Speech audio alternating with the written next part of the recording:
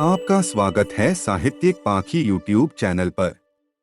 लीजिए सुनिए कमलेश्वर द्वारा रचित कहानी मांस का दरिया। जांच करने वाली डॉक्टरनी ने इतना ही कहा था कि उसे कोई पोशीदा मर्ज नहीं है, पर तपेदिक के आसार जरूर हैं। उसने एक पर्चा भी लिख दिया था। खाने को गिजा बताई थी। कमेटी पहले ही पेशे पर रोक लगा चुकी थी। सब परेशान थीं। समझ में नहीं आ रहा था कि क्या होगा। डॉक्टरी जांच में बहुतों का पेशा और पहले ही ठप्प हो चुका था। इब्राहिम ठेकेदार ने जो चुनी थीं, वे सब पास हो गई थीं। उनके नखरे बहुत बढ़ गए थे। वे बड़े गरूर से अपने खानदानों की चर्चा करती थीं। इब्राहिम ने चुस्त दुरुस्त लड़कियों को छांट लिया था। धीरे धीरे वे शहर के अच्छे हिस्सों में जा बसी थीं। इब्राहिम उनकी देखभाल करता था और जिस ठेके से जितनी ले गया था, उनका पैसा महीने के महीने चुकता कर जाता था। एक बार जब जुगनू ज्यादा परेशान थी, तो उसने भी इब्राहिम से कहा था कि किसी ठौर ठिकाने पर बैठा दे, पर इब्राहिम ने दो टूक जवाब दे दिया था, शादी तो है नहीं कि किसी की आंख में धूल झोंक कर गले मढ़ दूं। जो आएगा वह तो बोटी बोटी देखेगा। और वह कतराकर चला गया था। उस दिन उसके दिल पर पहली चोट लगी थी। अब वह इस लायक भी नहीं रही। दूसरी चोट तब लगी थी जब साथ के बारजे से शहनाज ने हाथ मटकाते हुए गाली दी थी, अरे अल्लाह तुझे वह दिन भी दिखाएगा जब गाहक तेरी सीढ़ियों पर कदम तक नहीं रखेगा। शहनाज की इस बात पर मोहल्ले में बड़ा बाबेला मचा था। यह गाली तो बुरी से बुरी को नहीं दी जाती। सबके गाहक जीते जागते रहें। खुदा मर्दों को रोजी दे, जांघ में जोर दे। और उसी दिन पहली बार झिझकता हुआ वह आया था। फत्ते उसे लाया था। उसके हाथ में बड़ा सा थैला था। खाकी पैंट और नीली कमीज पहने था। दाढ़ी बढ़ी हुई थी। कानों के रोंों और भौहों पर धूल की हल्की परत थी। कमरे में जाकर जुगनू खाट पर खुद बैठ गई थी, तो वह अचकचाया सा खड़ा रह गया था। उसकी समझ में नहीं आ रहा था कि थैला कहाँ रख दे। तभी जुगनू ने बड़ी आसानी से थैला लेकर सिरहाने रख दिया था। वह चुपचाप खाट पर बैठ गया था। कुछ क्षणों की खामोशी के बाद जुगनू ने कहा था, जूते उतार लो। उसने किरमिच के जूते उतारे थे तो बदबू का एक भभका उठा था, कुछ कुछ वैसा ही जैसा कि बहुतों के कपड़े उतारने पर उठा करता था। खास तौर से उस मनसू किरानी के पास से फूटता था, जो रात के 11 बजे के बाद ही आया करता था और निबट चुकने के बाद कमर में दर्द की वजह से शिला की तरह बैठा रह जाता था। तब जुगनू ही उसे उठाती थी और वह जांघें खुजलाता हुआ चला जाता था। या फिर कवरजीत होटल वाले की तरह, जो बदबू तो देता ही था और उठने से पहले खाट पर बैठा हुआ ओ करके डकारे लेता था। वह भभक उससे बर्दाश्त नहीं हुई तो बोली, जूते पहन लो। वह जूते पहनकर फिर बैठ गया था। तब उसे बड़ी कोफ्त हुई थी। एक मिनट वह उसे घूरती रही थी, फिर चिढ़कर बोली थी, यह घर की बैठक नहीं है। फारिग होके अपना रास्ता नापो। उसने अपमानित महसूस किया था और अपने को संभालने के बाद अचकचाकर बोला था, तुम्हारा नाम क्या है? जुगनू, वह बोली थी। कहा कि हो तुम अपना काम करो। वह फिर चिढ़ गई थी। और तब उसने उसकी तरह ही पूछा था, तुम्हें यह पेशा पसंद है? हाँ। तुम्हें नहीं है? कहते हुए वह लेट गई थी। उसने साड़ी जांघों तक खिसका ली थी। वह भी लेट गया था और उसने ब्लाउज के भीतर हाथ डालने की झिझक भरी कोशिश की थी। परेशान न करो तो अच्छा है, वह बोली थी। क्यों खोलते हो? उसके लिए कुछ भी कर सकना मुमकिन नहीं रह गया था। जुगन के चेहरे पर सस्ते पाउडर की परत थी। गर्दन में पाउडर ककी डोरियां सी बन गई थीं। होठों पर खून सूख कर चिपक गया था। कानों के टॉप्स मेढक की आंखों की तरह उभरे हुए थे। बाल तेल से भीगे थे। तकिया निहायत गंदा था और चादर कुचले हुए चमेली के फूल की तरह मैली थी। संकरी कोठरी में अजीब सी बदबू भरी हुई थी। एक कोने में पानी का घड़ा रखा था और तामचीनी का एक डिब्बा, कोने में ही कुछ चिथड़े भी पड़े थे। वह पड़ापड़ा इधर उधर देखता रहा। जुगनू के सिरहाने ही छोटी सी अलमारी थी। उसका पत्थर तेल के चिकने चकत्तों से भरा हुआ था। वह टूटा हुआ कंघा, सस्ती नेल पॉलिश की शीशी और जूड़े के कुछ पिन उसमें पड़े थे। अलमारी की दीवार पर पेंसिल से कुछ नाम और पते लिखे हुए थे।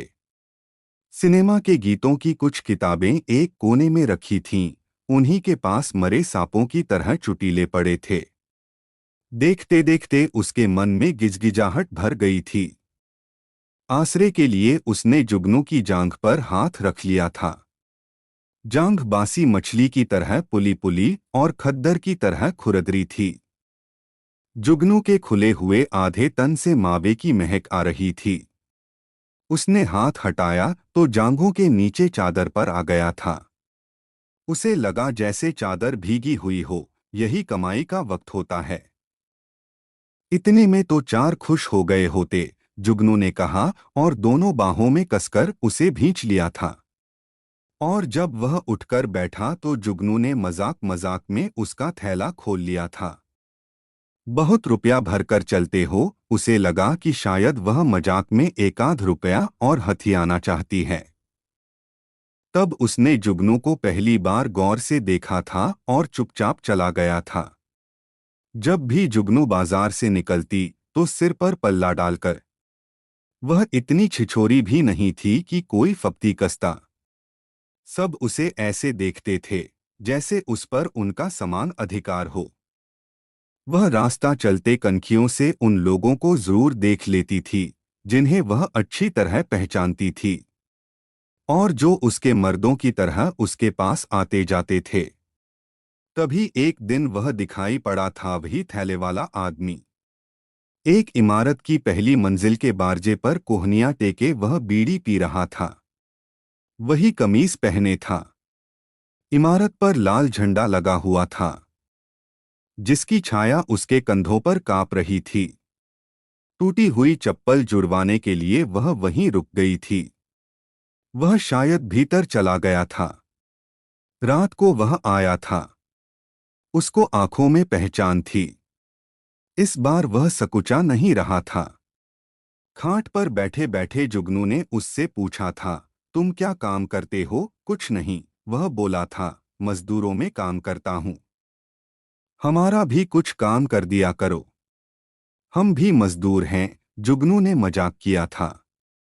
तुम्हें देर तो नहीं हो रही है? उसने कहा था। आज तबीयत ठीक नहीं है, जुगनू अलसाते हुए बोली थी। क्या हुआ? कमर बहुत दुख रही है। सारे बदन में हड़फूटन है। जुगनू बोली थी, पता नहीं क्या हो गया है। तारा को बुला दूं? बहुत शराफत से पेश आएगी। समझदार औरत है, उसने मना कर दिया था। कुछ एक मिनट बैठकर वह चलने लगा था तो सिर्फ इतना ही बोला था, मैं ऐसे ही चला आया था, और वह चुपचाप अंधेरी सीढ़ियों में उतर गया था। जुगनू खामोशी से आकर खिड़की पर खड़ी हो गई थी। उसे लगा था कि वह किसी और जीने में चढ़ जाएगा। गली में ज्यादा आमदरफ्त नहीं थी। थोड़ी थोड़ी दूर पर आदमियों के 3-4 गोल खड़े हुए थे। उनमें से फूटकर कभी कभी कोई किसी जीने में चढ़ जाता था। नानबाई की चिमनी में से धुआं निकल रहा था। वह उसे देखती रही थी। वह कहीं रुका नहीं। धीरे धीरे गली पार कर सड़क की तरफ मुड़ गया था, उसी सड़क पर जिस पर वह इमारत थी जिसमें वह रहता था। जुगनू को उसका यूं लौट जाना बहुत अच्छा लगा था। हल्की सी खुशी हुई थी। कोठरी के पलंग पर आकर वह लेट रही थी। कोठरी में बहुत सी लन थी और घुटी घुटी सी बदबू। दरवाजा उसने बंद कर लिया था और सिनेमा के गीतों की किताब उठाकर मन ही मन पढ़ती रही थी। तभी किवाड़ों पर दस्तक हुई थी और अम्मा की आवाज आई थी, जुगनू बेटे, मुआ बेहोश तो नहीं हो गया? यहाँ कोई नहीं है। अम्मा, तो बारजे पर निकल आ बेटे, बड़ी अच्छी हवा चल रही है, गली में रौनक भी है। कहते हुए अम्मा ने दरवाजा खोल दिया था। तबीयत तो ठीक है, कुछ गड़बड़ है। अम्मा, तो एक गिलास दूध पी ले बेटा, अभी तो वक्त है, कोई आ ही गया तो। और वह उठ आई थी। उसकी गर्दन पर उल्टा हाथ रखते हुए अम्मा ने बुखार देखा था और कमर के ऊपर पीठ के मांस की लौटती सलवटें देखकर बोली थी, सेहत का ख्याल छोड़ दिया है तूने? कमर पर कितनी मोटी परतें गिरने लगी हैं। थोड़ी सी वर्जिश कर लिया कर, कहती हुई वह दूसरी कोठरी की ओर चली गई थी। दूसरी कोठरी से कुछ तेज आवाजें आ रही थीं और अम्मा बड़बड़ाती हुई भीतर चली गई थी। यह चुड़ैल बिना लड़े लगाम नहीं डालने देती। किसी दिन इस कोठरी में कत्ल होगा, यह रोज की बात थी। बिल्किस को अम्मा यूं ही कोसती थी। खुद बिल्किस का कहना था कि उसके पास से कोई बिना अपनी कमर पकड़े वापस नहीं जा सकता। बिल्किस को इसमें मजा भी आता था। आदमी को छोड़ते ही वह दरवाजे पर आकर खड़ी हो जाती थी और उसे हार कर जाते हुए देखकर तालियां चटकाकर बड़ी ऊंची हंसी में हंसती थी। अरे ओ मरी जुबेदा, जरी देख, रुस्तम जारिया है। बड़ा आया था पहलवान का बच्चा। ये मर्दुआ सोएगा औरत के साथ। एक दिन आदमी बिगड़ गया था। क्या बक रही है? अरे जाजा भिश्ती की औलाद, ले ये चवन्नी ले जा, छटांक भर मलाई खा लीजे।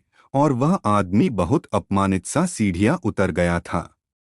पूरे कोठे में बिल्किस को लेकर दहशत छाई रहती थी। पता नहीं कब झगड़ा हो जाए। और वह हाथ नचा नचाकर बड़े फख्र से हमेशा कहा करती थी, अपने तो ब्रह्मचारी की औरत हैं। जुगनू को देखकर बिल्किस हमेशा ताना देती थी, तू तो किसी घर बैठ जा, पर जुगनू किसी से लड़ी नहीं। वह जानती थी कि बिल्किस बहुत मुफ्फट है।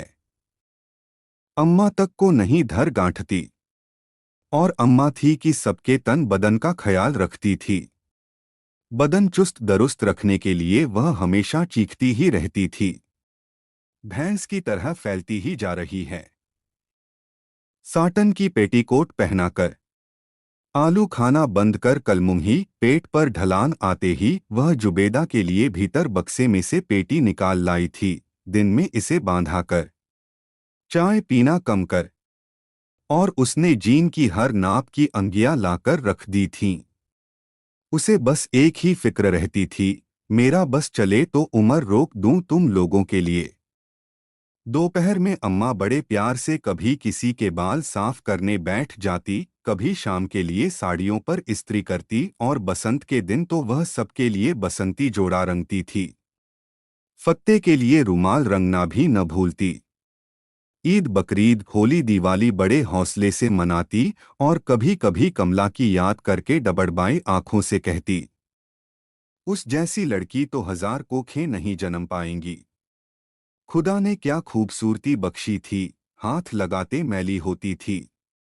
उसे तो पैसों वालों का डाह खा गया। जहर दे दिया कुत्तों ने, बहुत छटपटाई थी बेचारी। हाँ, मैं अस्पताल तक न ले जा पाई। जुगनू बारजे में आकर बैठ गई थी। आते जातों को देख रही थी। भीड़ धीरे धीरे हल्की हो रही थो। फूलगजरे वाले उठकर जा रहे थे और उसने देखा था। रोज की तरह मन्नन माली ने जाते हुए एक गजरा कलावती की खिड़की में फेंका था और कलावती ने रोज की तरह मुस्कराकर गालियां दी थीं। बन्ने कलई वाला धुला हुआ तहमद और जालीदार बनियान पहने आया था और सीधे शहनाज के कोठे पर चढ़ गया था। शंकर पनवाड़ी के सामने चबूतरे पर नीम पागल चुन्नीलाल ने अपना बोरा बिछा दिया था और तामचीनी के मग्गे में चाय पीते हुए बड़बड़ा रहा था। अरे जालिम, उसी दिन हाथ कलम करवा ले जिस दिन गलत सुर निकल जाए। अरे जालिम, यहीं उतर कर आएगी, इसी बोरे पर सुहागरात होगी। जालिम। और तभी एक क्षण के लिए गली के मोड़ पर जुगनू को उसी नीली कमीज वाले का शक हुआ था। शायद वह फिर लौटकर आया है और चुपके से कहीं चढ़ जाएगा।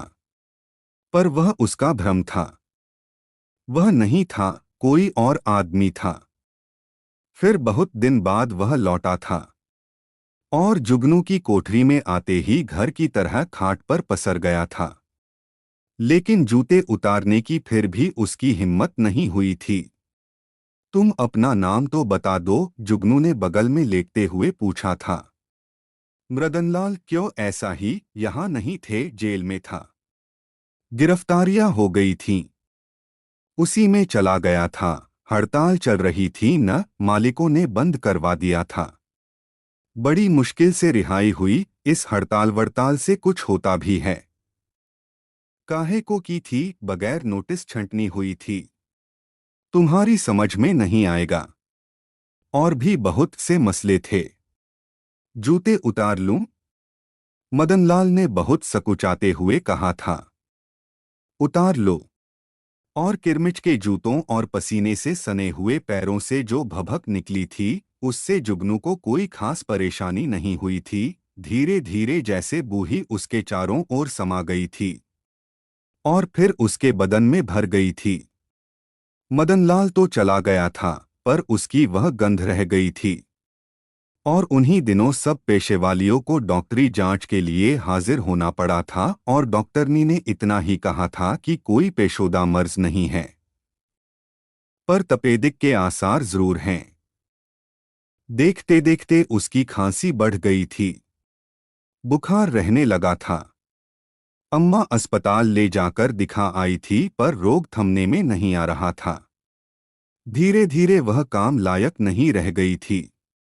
एक दिन खून थूका था तो बिल्कीस ने आसमान सिर पर उठा लिया था।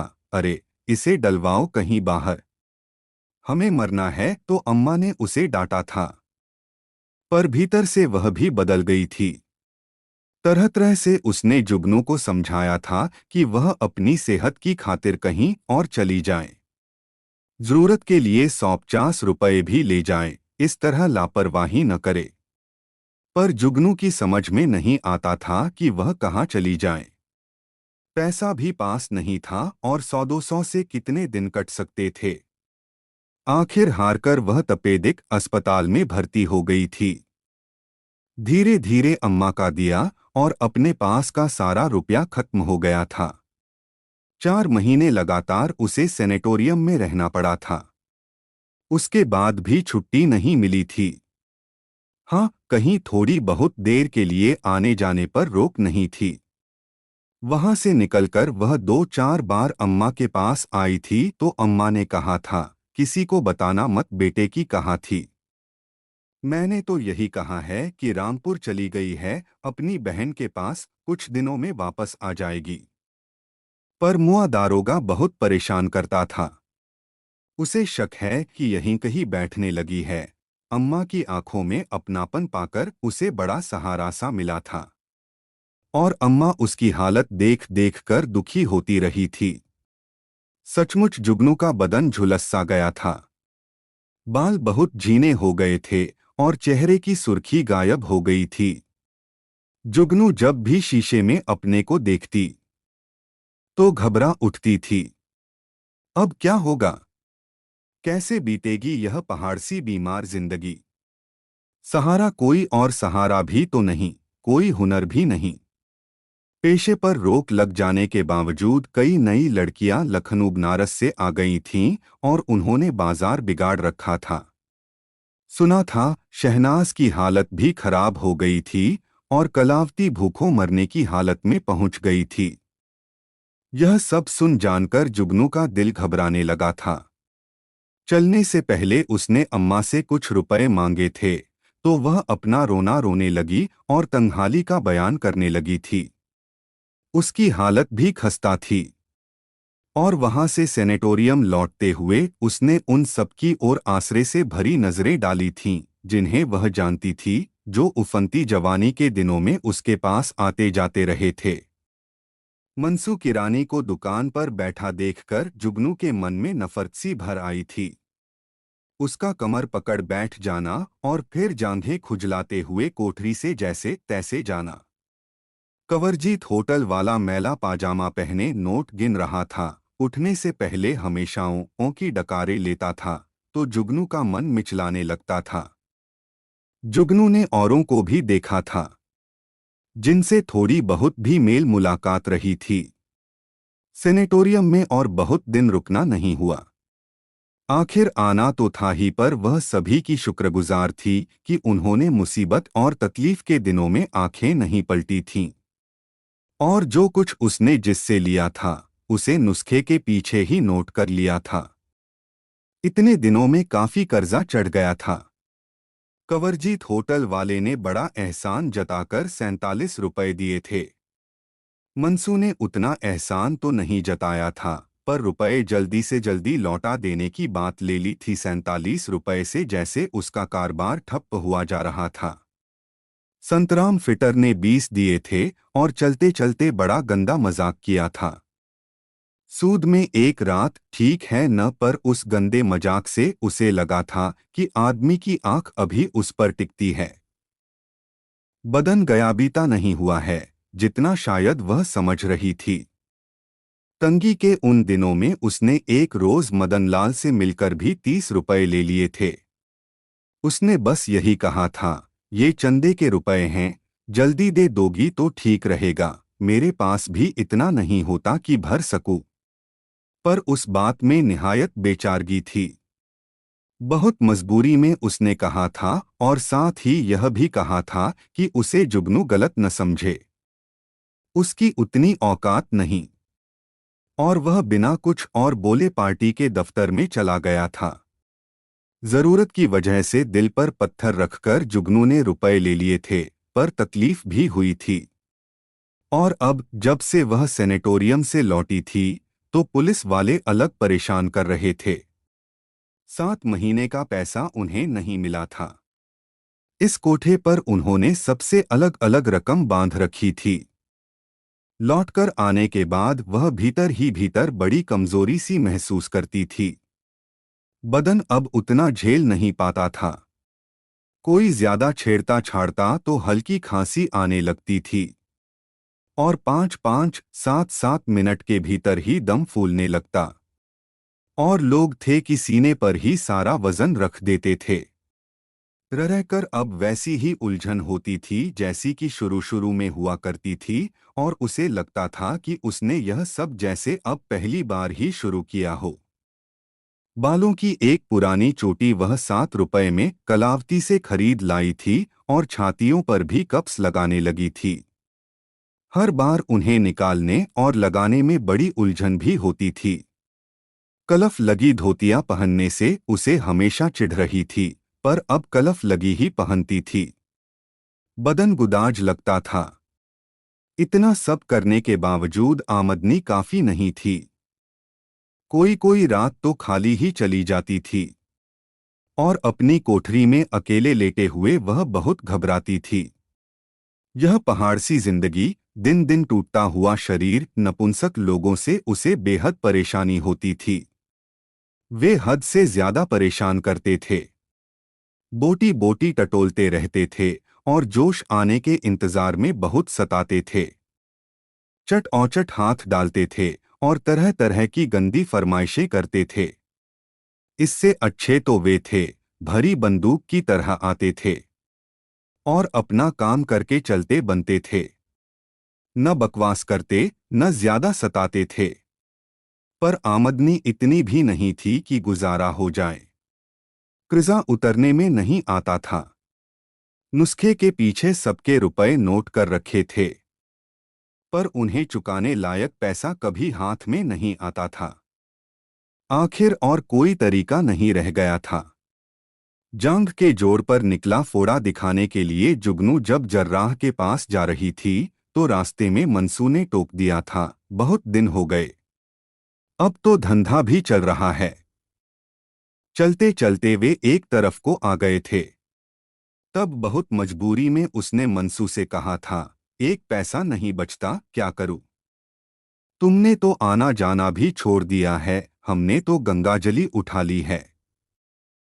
रंडीबाजी नहीं करेंगे। तुलसी की कंठी पहन ली है, यह देखो। मनसू बोला तो जुगनू को हल्की सी हंसी आ गई थी और वह आंखें फाड़े देखता रह गया था। जांघ के जोड़ पर निकले फोड़े के कारण चलने में जुगनू को काफी तकलीफ हो रही थी। वह टांगे फैला फैला कर चल रही थी। मनसू का मन डोल रहा था। गली के मोड़ पर आकर मनसू ने धीरे से कहा था, तो फिर बताया नहीं तुमने, कब तक इंतजार करोगी? कुव्वत हो तो वसूल कर ले जाओ। जुगनू ने अपनी मजबूरी को पीते हुए बनावटी शोखी से कहा था और गली में मुड़ गई थी। अपनी ही बात पर उसे बड़ी शर्म आई थी। फिर लगा था कि ठीक ही तो कहा उसने, खामखवाह की इज्जत का क्या मतलब? और फिर किसी का कर्जा लेकर क्यों मरे? जो उतर जाए सो अच्छा ही है। जर्राह ने बताया था कि अभी फोड़ा पकने में दिन लगेंगे। बांधने के लिए पूल्टिस दे दी थी। जब वह लौटी तो दोपहर हो रही थी। सब अपने अपने चबूतरों पर बैठी मिसकॉट कर रही थीं। यही वक्त होता है जब सब जाग कर उठ जाती हैं और शाम की तैयारी से पहले मिल बैठ लेती हैं। गली में से कच्ची उम्र के लौंडों का गोल गुजर रहा था। वे गंदे इशारे कर करके औरतों को चिढ़ा रहे थे और बापों को दी जाने वाली गालियों का मजा ले रहे थे। आवारा लौंडे रोज गुजरते थे और उनका रोज का यही शगल था। ढलती उम्र की औरतें गंदे इशारे देख देख कर उनके बापों को गालियां देती थीं और जवान औरतें मुस्कराती रहती थीं। कभी कभी हसन बनवारी या लंगड़ा मातादीन उन लौंडों को दौड़ा भी देता था। तब वे गली के मुहाने पर पहुंचकर गालियां देते थे और नेकर या घुटना उठा उठाकर अश्लील हरकतें करते थे। लौंडों का यह गोल मस्जिद के पीछे वाली बस्ती से आया करता था। दोपहर में ही दुख सुख की बातें हुआ करती थीं और चुगली चबाव भी ज्यादातर चुगली उनकी हुआ करती थी जो इस मोहल्ले से उठकर शरीफों की बस्तियों में चली गई थीं, जिन्हें छांट छांट कर इब्राहिम ले गया था। शाम होते ही गली गरमाने लगती थी।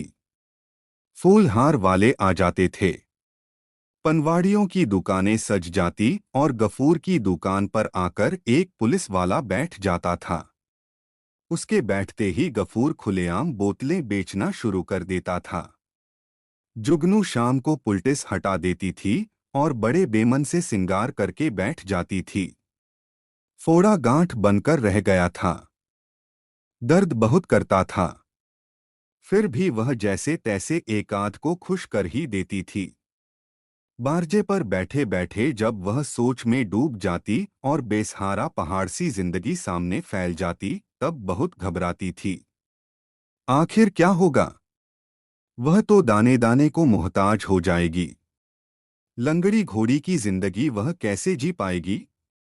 क्या उसे भी मस्जिद की सीढ़ियों पर बुर्का पहनकर बैठना होगा और अल्लाह के नाम पर हाथ फैलाना होगा?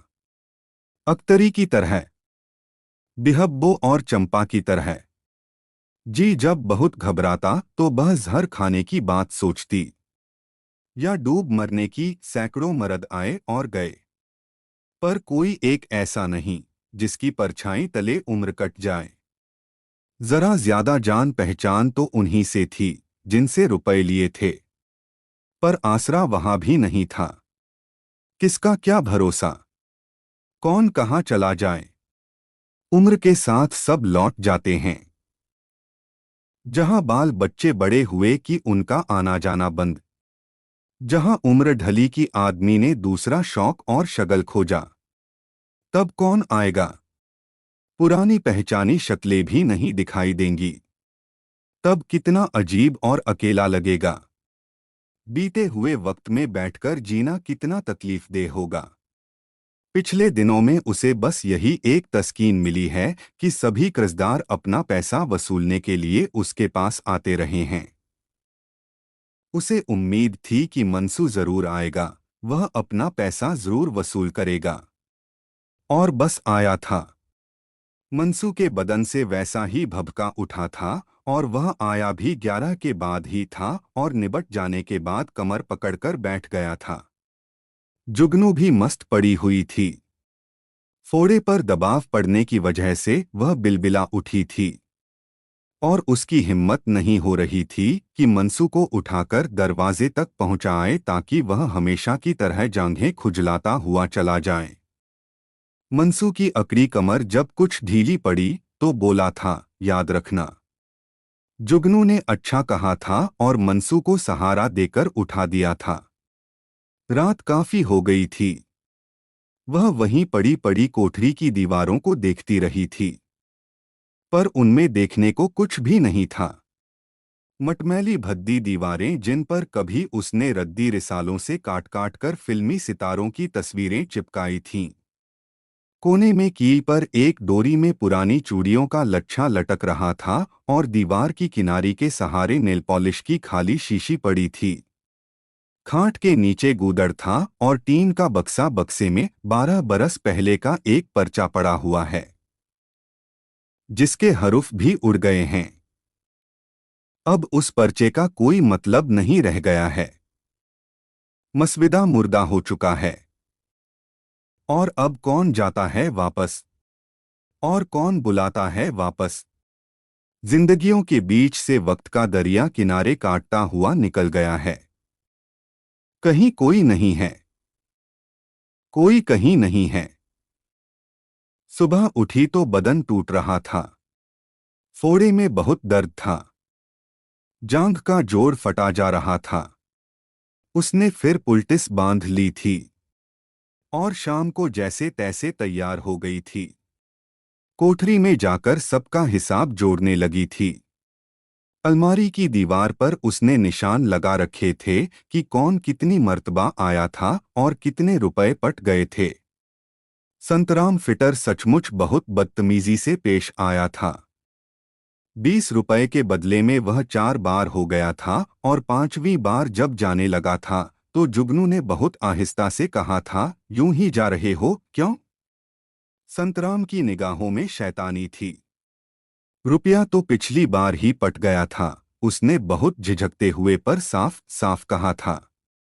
एक बारी सूद की। संतराम ने बड़े गंदे लहजे में कहा था। फोकट का पैसा नहीं आता, समझी? और कोठरी से निकलकर सीढ़ियां उतर गया था। जुगनू हताश सी देखती रह गई थी और हमजोलियों की तरह वह झगड़ा भी नहीं कर पाती थी, चीख चिल्ला भी नहीं पाती थी और आदमी को बेइज्जत करके भेजते नहीं बनता था। कंवरजीत होटल वाले के सबसे ज्यादा पैसे चढ़े हुए थे। वह सिर्फ 3 बार आया था। कुल 15 रुपए पटे थे। मनसू के भी 20 उतर गए थे। हल्की राहत मिली थी उसे कि तभी फोड़ा टीस उठा था। वह टांगे फैलाकर वहां बिस्तर पर लेट गई थी। दरवाजे पर आहट हुई तो देखा मदनलाल था। उसे देखते ही एक क्षण को वह भीतर ही भीतर झल्ला उठी थी, जैसे एक और सूदखोर पठान सामने आकर खड़ा हो गया हो अपनी वसूलियाबी के लिए। मदनलाल इस बीच नहीं आया था। इस वक्त उसका आना जुगनू को खल गया था। फिर भी बेचारगी में उसने उसे भीतर बुला लिया था। मदनलाल खाट पर बैठ गया था। अपना थैला उसने सिरहाने सरका दिया था। जुगनू खामोशी से थैले को टटोलने लगी तो उसमें कुछ पोस्टर थे और तय किया हुआ एक झंडा। एकाध पुराने से रजिस्टर भी थे। उसका दिल धड़क उठा था कि कहीं वह नकद पैसे की मांग न कर दे। फोड़ा अलग टीस रहा था। मदनलाल वही पुराने कपड़े पहने हुए था और वही जूते। पसीने की गंध पूरी कोठरी में भर गई थी। बहुत दिनों बाद आना हुआ। जैसे तैसे जुगनू ने कहा, जूते उतार लूं? मदनलाल ने हल्केपन से कहा था। उतार लो, दरवाजा बंद कर दूं? आज बहुत तकलीफ है। जांघ के जोड़ पर फोड़ा निकला हुआ है। सीधी तो लेट भी जाऊं पर जांघ मोड़ते जान निकलती है, जुगनू ने कहा था तो मदनलाल तस्मे खोलते खोलते ठिठक गया था। मन ही मन वह शर्मा भी गया था। जुगनू भी बहुत अटपटा महसूस कर रही थी, पर मदनलाल ने उसे उबार लिया था। इधर उधर की बातें करता रहा था, पर हर क्षण जुगनू को डर लगा रहता था कि घूम फिरकर बात रुपयों पर न आ जाए। अच्छा तो चलता हूँ। मदनलाल थैला लेकर खड़ा हो गया था। उसने बहुत भरी भरी नजरों से जुगनू को देखा था, जैसे आज लौटते हुए उसे तकलीफ हो रही थी। और सारी बातों के बावजूद जुगनू अब दोबारा उससे रुकने को कह भी नहीं सकती थी। बहुत संकोच से उसने कहा था, वह तुम्हारे रुपए उनके लिए नहीं। मदनलाल ने कहा, तुम्हारे लिए आया था। उसकी बगलों के नीचे भरा हुआ पसीना स्याही के धब्बे की तरह चमक रहा था। बाहों की उभरी हुई नसें पसीजी हुई थी। उसने पसीजे हाथ से जुगन का हाथ पकड़ा था, तो लगा था जैसे हथेली में गिरदारी रोटी की हल्की सी तपिश आ गई हो। मैं फिर आऊंगा, कहकर मदनलाल चला गया था। जुगनू सीधी बारजे पर आ गई थी। मन में कहीं अफसोस भी था कि उसे ऐसे ही लौट जाना पड़ा। मदनलाल को वह देखती रही थी। वह गली में 3-4 घर पार करके खड़ा हो गया था। उसका गली में रुकना जैसे उससे सहा नहीं जा रहा था। फिर वह ऊपर बारजे पर एक नजर डालकर 5वें कोठे की सीढ़ियां चढ़ गया था। पता नहीं कैसी तिलमिलाहट उसे हुई थी। फोड़ा और जोर से टीस उठा था। फिर धीरे धीरे जलन शांत हो गई थी। अगर उसने रोका होता तो वह शायद नहीं जाता। आखिर उसे भी तो जलन बर्दाश्त होने लगी थी। वह तो सिर्फ उसकी तकलीफ का ख्याल करके लौट गया था। उसके पसीजे हाथ की गर्माहट में किसी तरह का धोखा नहीं था। तभी कंवरजीत आ गया था। एकाएक लगा था जैसे कोई पराया घर में घुस आया हो, पर अपने को संभालते हुए उसने मुस्कुराकर उसे देखा था। बिल्किस उधर कोने में खड़ी किसी पहलवान से बात कर रही थी। जुगनू चुपचाप कंवरजीत को लेकर कोठरी में चली गई थी। दरवाजे भेड़ लिए थे। कंवरजीत ने कुंडी चढ़ा दी थी। आज बहुत तकलीफ है। फोड़ा पक गया है। जुगनू ने जैसे आजिजी से उसे समझाया था। अभी तक ठीक नहीं हुआ? कंवरजीत ने पूछा था। ऊँट शायद 2-3 दिन में फट जाए। जुगनू ने जैसे माफी मांगी थी। बिल्कुल तकलीफ नहीं होने दूंगा। बहुत आसानी से कहते हुए कंवरजीत खाट पर लेट गया था। आज, जुगनू ने कहा। तो उसने बहुत नरमी से उसे अपनी बगल में लिटा लिया था और बोला था, जरा सी भी तकलीफ नहीं होने दूंगा। जुगनू बहुत बेबस हो गई थी। समझ में नहीं आ रहा था कि उसे कैसे समझाए। तभी उसने उसकी छातियों पर हाथ रख लिया था। धीरे से करवट लेकर जुगनू ने लाइट बुझा दी थी और ब्लाउज में हाथ डालकर कप्स निकाले और खाट के नीचे सरका दिए थे। बहुत बार उसने कराह दबाई और कंवरजीत को रोका। आंखों के सामने अंधेरा छा जाता था और जोर पड़ते ही जांघ फटने लगती थी। कंवरजीत 3-4 बार रुका, फिर जैसे उस पर शैतान सवार हो गया था। अरे रुक तो! वह चीखा था और जुगनू की टांगें दबाकर वह हावी हो गया था। अरे अम्मा रे, मार डाला! वह पूरी आवाज से चीखी थी जैसे किसी ने किल कर दिया हो और छटपटाकर बेहोश सी हो गई थी। साली, हांफते हुए कंवरजीत बोला और उसे छोड़कर निढाल सा बैठ गया था। कुछ एक मिनट बाद जुगनू को होश आया था। दर्द कुछ थमा था तो उसके हाथ पैर हिले थे। तकिए के नीचे से कपड़ा निकालकर उसने लाइट जलाई थी तो पूरी जांघ फटे हुए फोड़े के मवाद से भरी हुई थी और कंवरजीत उससे बिल्कुल अलग बैठा ओं करके डकारे ले रहा था। फूट गयान, वह खड़ा होता हुआ बोला था तो उसने जांघ पर साड़ी खिसका ली थी। ध्यान रखना, चौथी बारी हुई, कंवरजीत ने कहा और कुंडी खोलकर कोठरी से बाहर निकल गया था। साड़ी खिसकाकर वह मवाद पोंछने लगी थी। एकाएक मन बहुत घबरा उठा था। उसने धीरे से फत्ते को आवाज दी थी। फत्ते आया था तो उसने घड़े से पानी निकलवाया था और कपड़ा भिगोकर मवाद पोंछते हुए बोली थी, देख फत्ते, उधर विमला के घर एक आदमी गया है। चला न गया हो तो जरा बुला ला, नीली कमीज पहने हैं, थैला है उसके पास। गाहक आदमी है, फत्ते बोला था। नहीं, आपसी का आदमी है। जुगनू ने कहा, जरा सा पानी और दे दे। फत्ते घड़े से पानी निकाल कर लाया तो फिर सोचते हुए बोली, रहने दे, तू अपना काम कर, वह कह गया है, आ जाएगा कभी। कहते कहते उसने फोड़े को हल्के से दाबा तो कुछ और मवाद निकल पड़ा था और दर्द से फिर चेहरे पर पसीना छलछला आया था।